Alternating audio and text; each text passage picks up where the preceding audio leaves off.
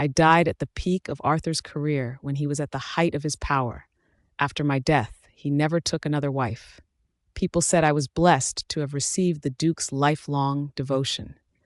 Yet no one knew that I spent 8 years in an empty chamber and couldn't even see him one last time before my death. Given another chance at life, I drenched myself in cold water and burned the embroidered portrait I made of him. Let whoever wants to be the Duchess take that position. I certainly won't. I've been reborn, back to the day before I caught the eye of Hopkins' Duchess. Looking at my younger self in the mirror, I felt somewhat dazed. Almond-shaped eyes, willow leaf eyebrows, skin without a single wrinkle, well-maintained hands, unmarred by chilblains from years of embroidering in extreme cold. Clear vision, unblemished by exhaustion. At this moment, I was the cherished Miss Comerford, not the neglected Duchess living in solitude.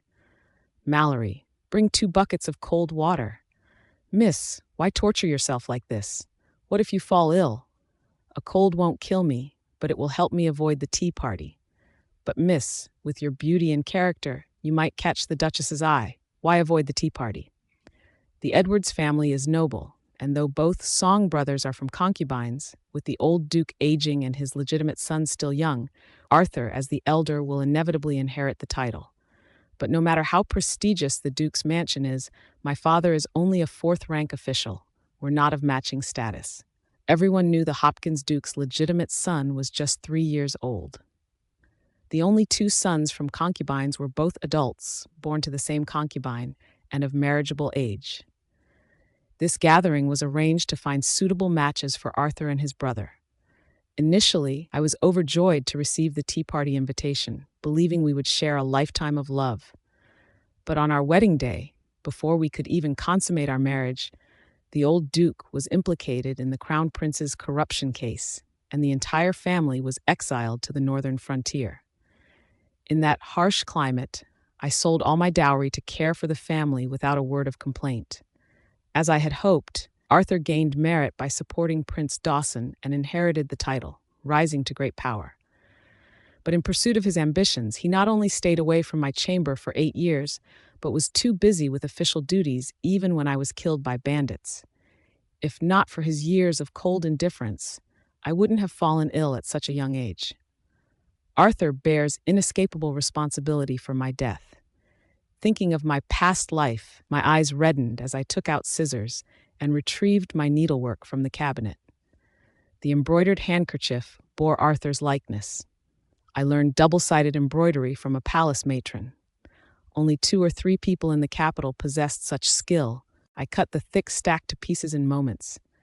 I once dreamed of sharing a maiden's thoughts with him, laying these tokens of love and longing before him.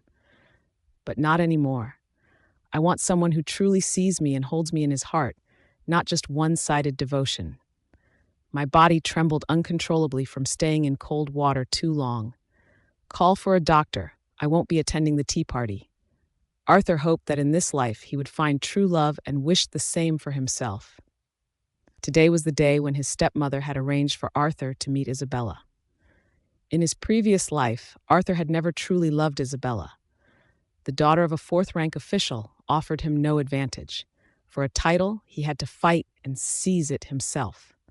Moreover, his father was a steadfast supporter of the Crown Prince, never wavering in his loyalty, even during their exile in the north. To rise in status, he had to seek another path. To avoid being trapped in romance, he allied with Prince Dawson, built his influence, and reformed corrupt practices. Through endless scheming, he became a renowned duke. Yet when he finally reached the pinnacle of power, he found himself utterly alone. After Isabella's death, he had other women and many children, but none ever loved him as purely and completely as she had. Only then did he realize that Isabella had been the one who loved him most in this world. Having wronged her in his past life, he vowed never to fail her again. Arthur suddenly had a thought and instructed his servant, "Bring out my white robes." Isabella loved cleanliness, and especially liked seeing him in white. Since he no longer resented this marriage in this life, he wanted to make a good first impression. After changing clothes, Arthur had just reached the front hall when the Duchess warmly welcomed him. "Arthur, you're here. Today's tea party is specially arranged for you. These young ladies are both talented and beautiful. If you fancy any of them, just tell mother and I'll arrange the proposal." Though she might neglect him in private, the Duchess still maintained the image of a proper matriarch in public. Arthur lowered his eyes to hide his expression and stepped aside. "Thank you for your consideration, mother." "Brother, don't let her fool you. All the guests are daughters of fourth or fifth rank officials. Those from higher ranking families are just here for show because they're friendly with the Duchess. None of them are truly suitable. None of these ladies were worthy of his brother. Cian, also a concubine's son, was 3 years younger than Arthur and greatly admired him. He knew Arthur's mediocre appearance at the manor was just a facade hiding his true brilliance. Thus, he was quite dissatisfied with the Duchess's perfunctory arrangements. Arthur had no objections to the Duchess's plans. After looking around without seeing Isabella, he asked, "Has the daughter of the Ministry of Works, Lord Sue, arrived?" "Ministry of Works? I don't think so. How could she not come? Isn't Isabella, the legitimate daughter of Lord Sue, on the guest list?" "Isabella? Yes, she was invited, but I heard she suddenly caught a cold yesterday with a high fever, so she couldn't attend." Arthur sensed something was wrong and said to Cian, "Tell mother I accidentally fell and hit my head. The tea party is over." With that, Arthur stumbled down the steps. This commotion, along with Cian's anxious calls for help, drew everyone's attention. The tea party ended early due to this unexpected incident. After mother learned of my illness, she came to visit every day. Upon learning about the end of the tea party at the Duke's mansion, mother fed me medicine while sighing. I wonder if the Duchess found anyone to her liking? Though our family's status may be lower, with Isabella's talent and beauty, she would surely catch the Duchess' eye if she had attended. "Don't worry, mother. Once I'm better, I'll visit the Nanjiao temple to pray. I'll ask Buddha to bless me with a good match that will make you proud." I nestled in my mother's embrace, cherishing the warmth of familial love. In my previous life, when I followed Arthur into exile in Yanbei, mother stayed home sleepless night after night until her hair turned prematurely white. This young version of my mother, I hadn't seen her like this in many years. This time around, I'm in no rush to marry or find my perfect match. I just want to live this life well. Being young, my body recovered quickly. Within a week, I was almost back to normal. I wanted to visit the temple to burn incense and pray. Firstly, to thank heaven for this chance at rebirth, and secondly, to pray for health and peace for myself and my family. Though Nanzhao Temple wasn't the most popular, I always came here. As I stepped down from the carriage and was about to enter the temple, I nearly collided with someone in white robes. "Sawyer?" I stared at the young man before me in surprise. Sawyer and I were practically childhood friends, our families being both neighbors and old acquaintances. In my previous life, Sawyer had personally sent his father to the guillotine. The emperor praised his righteousness, but others called him heartless. Back then, I agreed with the masses. After learning this, I cut off all contact with him. It wasn't until my 5th year in Yanbei that I learned what he had gone through. Sawyer was Prince Luther's only son. Though their house had declined, they remained royal relatives. His maternal family, the Wu clan, were military nobility, with his uncle being a powerful general. Yet Prince Luther, for the sake of a concubine, conspired with officials to endanger General Wu during battle, leading to his death on the battlefield. What's more, he had poisoned his own wife, Sawyer's mother. This matter involved royal secrets that Sawyer couldn't reveal, leaving him misunderstood and cursed for years. Previously, I would avoid Sawyer at all costs. He seemed surprised that I hadn't dodged him this time. "Miss Comerford, I apologize. Sawyer, how have you been these years?" It had been 3 years since we last spoke. Sawyer spent most of his time in Quanzhou, commanding his uncle's troops in the south under imperial orders. He always came to Nanjiao Temple on his mother's birth and death anniversaries. Coincidentally, though he was 3 years my senior, both our mothers had given birth while visiting the temple. This led to both families maintaining regular offerings here. Our mothers had even become close confidantes. "What can I do for you, Miss Comerford?" Sawyer stepped back 2 paces, his tone notably distant. For the sake of our childhood friendship across 2 lives, I took the initiative to speak. I fell ill recently and did some thinking about many things, including you. I'm sorry for my ignorance before. Your father's mistakes weren't yours to bear. Everything you did for the country and your family was justified. Whether you resent or despise me, I'm ashamed that I didn't stand by your side immediately as your former friend. I hope you can forgive me. Sawyer seemed caught off guard by my words, his eyes turning slightly red at the corners. No need for such words, Miss Comerford. People weren't wrong. I am indeed my father's killer. Before I could offer more comfort, he cut me off. I need to pay respects to my late mother. I'll take my leave now. Watching the young man hurry away, my mother beside me let out a sigh. Life hasn't been easy for Sawyer. Both his parents are gone, and he has to fight on the battlefield alone. Who knows how many times that young soul has faced death? If you can let go of your prejudices, it would honor your childhood friendship. My heart ached slightly as I lowered my eyes and replied, Mother's words are wise. I was wrong before. In my previous life, after marrying Arthur, all my friends in the capital avoided me. Only Sawyer secretly sent money every month and even traveled far to bring medicine when he learned of my illness. Unable to repay his kindness in my past life, I must return his favor in this one. 2 days after returning from the temple, the annual flower festival arrived. The flower festival was the most beloved holiday for young men, women, and children in Defeng. In my younger years, Sawyer and I would go boating and flower viewing during every festival. Sawyer always indulged me, riding horses with me as we galloped freely through the spring forests. He never cared about society's restrictions on women. He was willing to play with me and watch me laugh. But after I distanced myself from him, no one ever accompanied me like that again. Looking back, I must have been heartless to turn him away when he came to find me. To make amends, I made pastries myself and waited outside Luther Prince's mansion for Sawyer. I thought he wouldn't come out, but shortly after the servant went to announce me, he hurried out.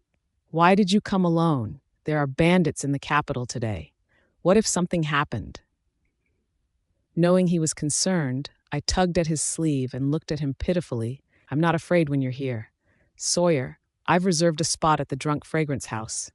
Can we go boating first, then have dinner? Sawyer's furrowed brow gradually smoothed out, his expression softening as he considered my request. Wait a moment, let me get something. He went back inside and returned shortly with bamboo wine, our old favorite drink. Seeing the wine, I smiled. Though stubborn on the outside, his soft heart made him so easy to please. There were boats next to the Drunk Fragrance House, but just as Sawyer and I approached the boarding area, 2 people rushed ahead of us. Miss Comerford, we meet again. Arthur stood at the bow in his brocade robe, smiling gracefully at me, and my heart suddenly jolted. I thought I'd avoided meeting him after missing the Duchess's daughter-in-law selection, but we've encountered each other again so soon. The memories from 2 lives overlapped, leaving me momentarily unsure how to react. Sawyer stepped forward cautiously, noticing my silence. May I ask your surnames, gentlemen? How do you know Isabella? Arthur maintained his dignified posture and replied unhurriedly, We're from the Hopkins Duke's household. I'm Arthur, and this is my brother Kian. 5 years ago, when our father took us to Suzhou, I saved Miss Comerford from a fire at an inn. So he did remember. Yet in my previous life, when I asked him before dying if he remembered the little girl he saved in Suzhou, he claimed he didn't remember. Apparently, it wasn't that he forgot. He simply never cared enough to remember. Master Edwards, I had almost forgotten about that. We're going boating today, but another day I'll have my father properly thank you. With those words, I gave Sawyer a meaningful look and tried to walk past Arthur toward another boat. I thought, given Arthur's usual demeanor, he would leave it at that.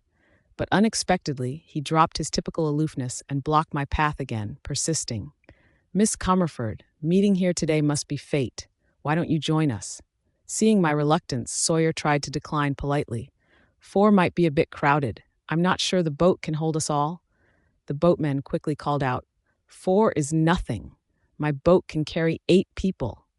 With the boatman's declaration and Arthur's invitation as my savior, I had no choice but to agree reluctantly. The lake was dotted with sails, and our group of 3 men and 1 woman drew many curious glances. Seeing this scene only darkened my mood further, yet someone remained oblivious to the atmosphere. Miss Comerford, your fan is quite unique. Is it double-sided embroidery? Yes. Would you consider making one for me? My mother adores double-sided embroidery and has been wanting to find someone to embroider a handkerchief for me to carry. How strange. In my previous life, he never once praised my needlework despite all the clothes I embroidered for him, yet now he actively compliments me. I wouldn't dare delay a request from the Duchess, but I recently had a high fever and am still recovering. The doctor advised against embroidery and other activities that strain the eyes. My embroidery skills were indeed exceptional. During those years in Yanbei, I often did embroidery work for money to build relationships with the local noble ladies, and all of Arthur's clothes were embroidered by me.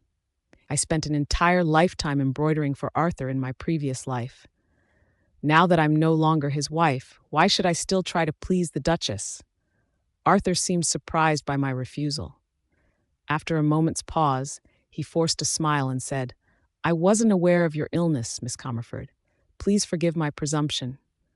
Just as the atmosphere between Arthur and me grew awkward, we noticed the pavilion alive with entertainment.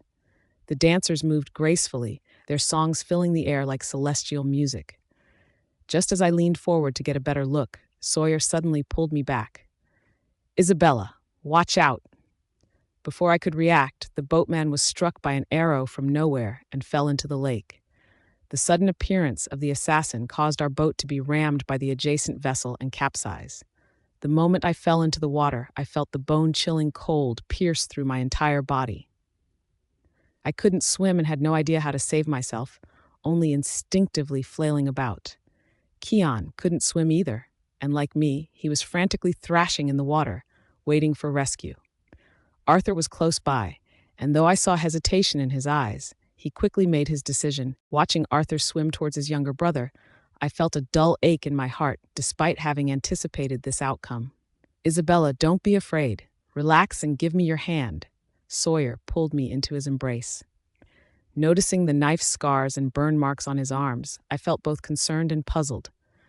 I hadn't heard about Sawyer being burned in my previous life. How did he get such a large scar? Don't worry, we'll reach shore soon. As Sawyer swam with me towards the lake's edge, several people came down from an elegant boat nearby to help. Once ashore, a distinguished elderly man emerged from the vessel. Quickly, bring some dry clothes for them. Old Prince Platt's eyes lit up when he saw Sawyer holding me, soaking wet. Sensing his granduncle's gaze, Sawyer immediately wrapped his outer robe around me. Greetings, granduncle. Thank you for the rescue. Prince Platt had always been close to Sawyer's mother, and after her death, he had secretly looked after Sawyer. When Sawyer gave me his robe, I worried he'd catch cold and hurriedly accepted the outer garment Prince Platt had sent. As I was helping Sawyer put on the robe from Prince Platt, I felt a cold gaze fall upon me. Arthur had arrived at the lake pavilion, supporting Keon. When he saw me, his eyes flickered with emotions I couldn't quite read, something between jealousy and guilt. But neither mattered to me anymore. I didn't blame Arthur for choosing his brother over me. In my previous life, he would show great concern whenever Keon had even a slight headache, checking on him daily. Yet as his wife, I never received a word of comfort even when I fell ill while doing embroidery. What troubled me was why fate hadn't changed, even though I hadn't married Arthur this time. In my previous life, Sawyer had also nearly been assassinated on this day, though not on a boat. I wrote down these key dates and events on paper. July 1st, 13th year of Xuanjing. Sawyer survives assassination attempt. July 18th, 13th year of Xuanjing. Duke's mansion exiled. May 14th year of Xuanjing. Sawyer encounters another assassination attempt during Tartar campaign. Spends next 3 years driving Tartars from Dafeng. September 5th, 21st year of Xuanjing. King Dawson successfully ascends throne. October 8th, 21st year of Xuanjing. Arthur becomes prime minister. I die on this day. Miss, Madam requests your presence, Mallory called, knocking on the door. I organized the papers I'd written and locked them in the cabinet. Isabella, come here. Mrs. Galden's birthday is in 2 days. I'll take you and your sisters to attend. Mrs. Galden was my mother's close friend. In previous years, I would have started preparing my birthday gift half a month in advance. Since my rebirth, I'd completely forgotten about this. I quickly asked Mallory to fetch the Mingxia silk that Mother had given me earlier and began working on the double-sided embroidery. In my previous life, to curry favor with the nobles of Yanbei, I had become skilled at embroidery, both in quality and speed. That eventually led to my eye condition. With my past experience, what would normally take half a month to complete, I finished in just 2 days. Mallory was shocked by my speed and wanted to tell Mother about my improved skills, but I stopped her. "Don't tell Mother, she'll only worry," I said. When I brought the embroidery to the Galden Manor, Lady Galden was making small talk with my mother. She was delighted to see my double-sided lotus embroidery. As the wife of His Majesty's trusted official, Lady Galden's status had naturally risen. Among the mountain of gifts from various guests, she couldn't stop praising my embroidery. The Minister of Right's daughter quickly spoke up. "I've always admired Miss Comerford's embroidery skills. Hearing you'd be here today, I brought a fan I embroidered to seek your guidance, if you wouldn't mind." Such a polite request deserved a response. Since I'd been absent from recent social gatherings due to illness, several young ladies who were close to me came seeking advice about their needlework challenges. I patiently answered their questions, and Lady Galden grew even more fond of me. I absolutely adore Isabella. If only she weren't so much younger than my son, I would have arranged a match. Your mother tells me you missed the last tea party due to illness. Tell Auntie honestly, what do you think of the two brothers from Duke Hopkins' family? I smiled gracefully and curtsied to Lady Galden. "Thank you for your concern, Auntie, but the Duke Knight's family is too noble for someone like me." Mother, sensing my reluctance to continue this topic, chimed in. "Young ladies these days have their own thoughts." Lady Galden couldn't press further and said, "Very well, let's not discuss this. The feast is about to begin, shall we?" Feeling stifled during the banquet, I went out for some air. To my surprise, I encountered Arthur in the back garden. Arthur had been drinking light wine, his fair face slightly flushed. "Miss Comerford, why are you avoiding me?" I instinctively stepped back. "Why would I avoid you, sir? Is there something you need?" I feigned ignorance with a puzzled expression. "During the lake outing, you declined when I asked for your help with embroidery, yet today your double-sided lotus fan for Lady Galden was exquisite." "You jest, sir. I prepared this fan 2 months ago. Lady Galden is my mother's dear friend, practically my aunt. Of course I would prepare early for her birthday." I couldn't understand why Arthur had suddenly taken an interest in me in this life, but there could never be anything between us again. Just when I thought Arthur would stay away from my life after my rejection at Lady Galden's birthday celebration, Mallory came running frantically into the study. Miss, something terrible has happened. The Duchess is here to propose marriage on Arthur's behalf." "What?" The brush in my hand froze, causing the ink to blur and ruin my nearly completed painting. When I arrived at the flower hall, I saw the Duchess talking with my mother while Arthur stood obediently behind her. My mother, knowing I didn't want to marry into the Duke's family, tried to avoid offending them too harshly by saying I wasn't planning to marry yet. The Duchess had come with such confidence, never expecting our family to be so unappreciative. She couldn't quite hide her displeasure.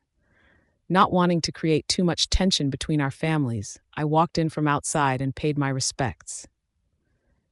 Would the Duchess allow me to have a private word with young Master Edwards? The Duchess glanced at Arthur and nodded. Walking with Arthur in the garden, looking at that familiar face beside me, I voiced the question in my heart. Young Master Edwards has many choices. Why choose me specifically? Arthur hesitated, then finally said, "I like you, miss.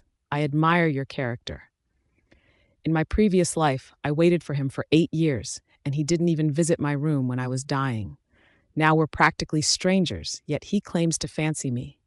Seeing my silence, Arthur couldn't help but ask, "Why do you keep pushing me away? Is there someone else in your heart?" "No," Arthur wore a knowing expression. "If there isn't, why not me? You're gentle, kind, and steadfast, sincere to others. My heart belongs only to you. Don't worry, though I'm just a son of a concubine now, I'll surely make something of myself in the future. Isabella, marry me.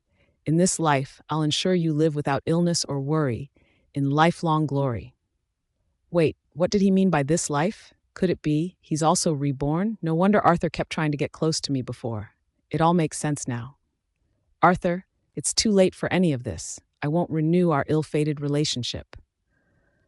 Arthur looked shocked. Isabella, you're also reborn? I froze. He didn't know about my rebirth? Did I just expose myself? I remained silent while Arthur grew excited. Isabella, I wronged you in our past life. I was afraid of losing myself in romance and forgetting my ambitions. That's why I neglected you for 8 years. Give me another chance. This time, I'll make it up to you properly. Make it up? What could you possibly make up for? Arthur's words stirred up all my buried grievances. I looked at him, my eyes full of mockery. 8 years of exile. I managed the household for you, networked with the powerful, cooked and cleaned. And what did you give me in return? 8 years, a full 8 years. You were either busy advising Prince Dawson or building your own power base. Do you know when my hands first developed chilblains? Do you know when my eyesight began to fail? Do you know I've always wanted a child? You know nothing. So what right do you have to talk about making amends? All the grievances suppressed for a lifetime burst forth in this moment. Arthur only knew about those 8 years we spent together through hardships, but he never understood how much pain he caused me. Arthur remained silent for a long while, then bowed his head in guilt. I'm sorry, Isabella. I had no idea you suffered so much. Please give me some time. In this life, I won't let you experience even a hint of grievance.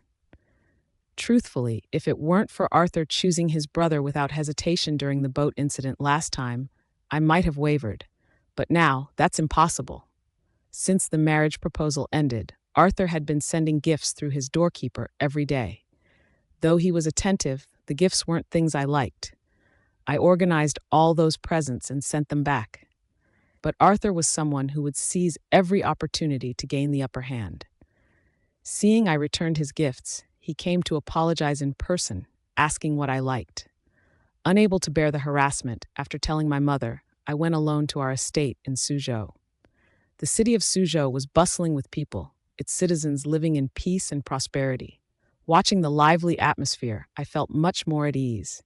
Passing by the inn where I was once rescued, I no longer felt the previous emotional connection. In my past life, Arthur saved me only because he had to, given my father's status. If it had been any other woman, he might not have saved her. After understanding this, those unresolvable past feelings suddenly lifted completely. Instead of entering the inn, I browsed the small stalls in front. How much is this? Miss has good taste. This jade hairpin is excellently crafted, yet only costs 2 taels of silver. Just as Mallory was about to pay, a hand bearing burn scars placed the silver before the vendor. I looked up at the person. This hairpin suits you well. Let me give it to you. Sawyer placed the hairpin in my hair bun, complimenting me. The young master has good eyes. This hairpin matches the lady perfectly, the vendor said, his face beaming with smiles. I was about to explain something when Sawyer pulled me to the nearby tea house. Come with me. In the private room, it was just Sawyer and me, facing the inn where Arthur had once saved me. Isabella, I'll be returning to Quanzhou in a month. You left the capital without saying goodbye, and I still have things to tell you. The youth's eyes held a light, bright, and pure, with a pleasant curve to his smile. I quietly gazed at the young man before me. I know you like Arthur. I thought about blessing you both, but these past few days, I've been thinking, since you're unwilling to marry him, perhaps I still have a chance. Sawyer rolled up his sleeve, revealing large burn scars on his arm. 5 years ago, he saved you when the inn caught fire, and I was there too.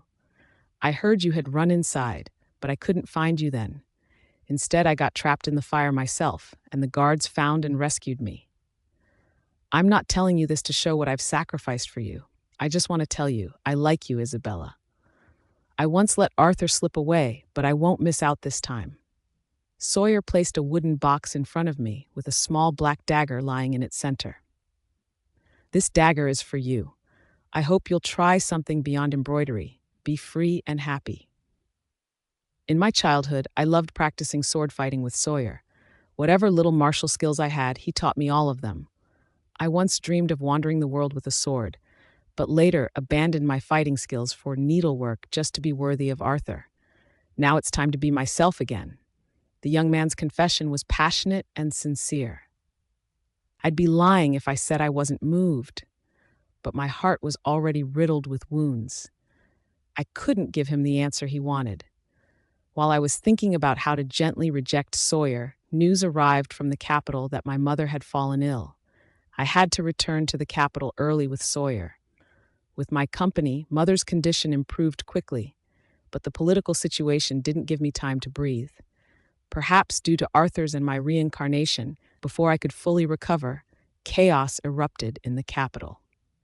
The Crown Prince's corruption case happened earlier than expected, though this time the Hopkins Duke's mansion wasn't implicated. Every household kept their doors tightly shut, fearing the Emperor's wrath might fall upon them. After I rejected him, Arthur used some information from his previous life to leverage against the censor who accused the Crown Prince, managing to keep the Duke's mansion out of it. Prince Dawson gladly accepted this. During the royal spring hunt, the Crown Prince desperately attempted to overthrow his father. While the ladies were in panic, I hid in a corner, hoping to avoid the chaos. But fate had other plans. The desperate Crown Prince attacked indiscriminately, using us ladies as hostages. He threatened the Emperor that he would kill one person every quarter hour unless the throne was handed to him. All officials of 5th rank and above, along with their families, were present. A 5th rank official's daughter had just been stabbed through the chest, her blood staining the grass red. Among the gathered officials, her father knelt in agony. I knew Arthur had set a trap and we would eventually be safe, but my heart still ached at the sight. The Crown Prince wanted the throne and needed the officials, so he could only target us ladies. Arthur, who had ignited the fuse in the Crown Prince's corruption case, appeared beside me and whispered, "Isabella, as I said before, glory, status, whatever you want I can give you." Looking at him now, I suddenly felt like I was seeing a stranger. I always knew Arthur would seize any opportunity to advance, but forcing the Crown Prince into rebellion, while it helped Prince Dawson eliminate opposition and gain his trust, it also cost innocent lives. Though great achievements often require overlooking minor details. But when I became one of those minor details, I felt a chill through my entire body. Swords should point outward at enemies, not be stained with the blood of our own people. During our standoff with Arthur, the Crown Prince's forces were also in a tense stalemate with the Emperor's men. No one dared to make a rash move. Suddenly, an arrow pierced through the clouds. The Crown Prince was shot in the shoulder, causing even more chaos. Then Sawyer appeared, resplendent in golden armor, walking towards me as if descending on rainbow clouds, all eyes fixed upon him. "Isabella, am I on time this time?"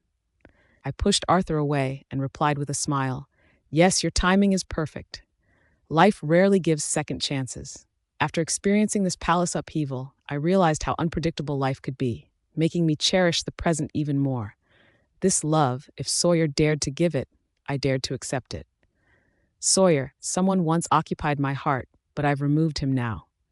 Looking at the young man before me, I took out a fragrance pouch from my sleeve. I embroidered this pouch with our names.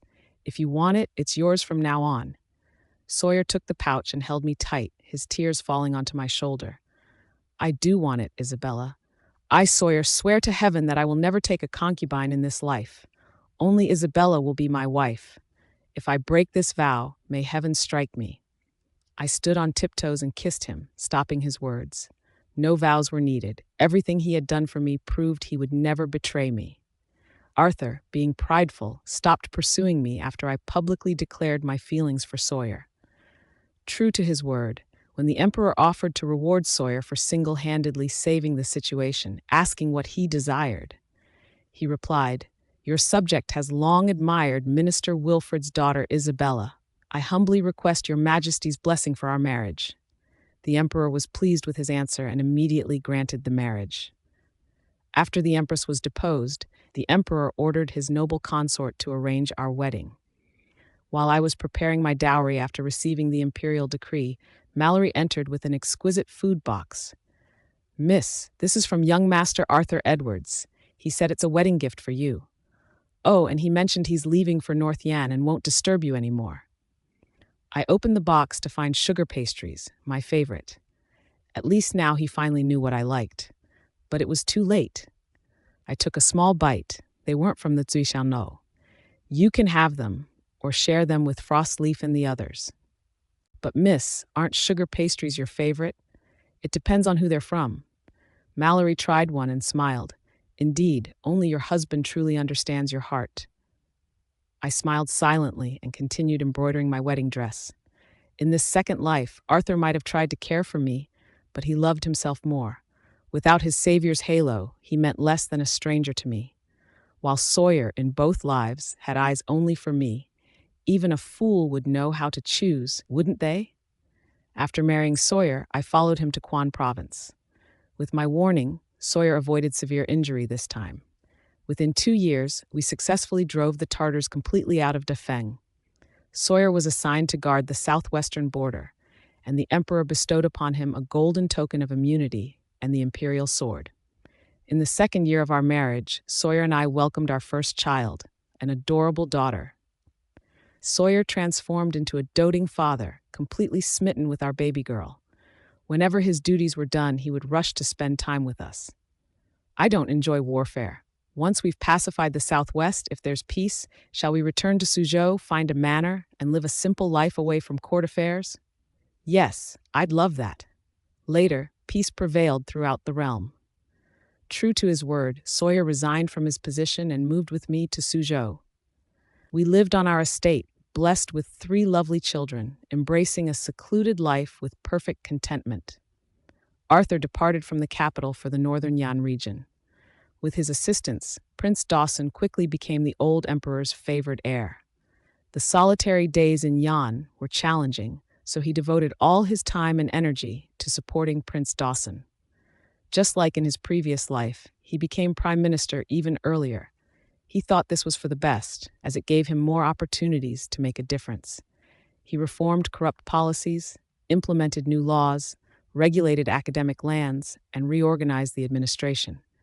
Throughout his lifetime, Arthur achieved political clarity and prosperity for Dafeng, allowing people to live in peace. He never pressured Sawyer despite our past. He knew only Sawyer could bring true peace to the realm.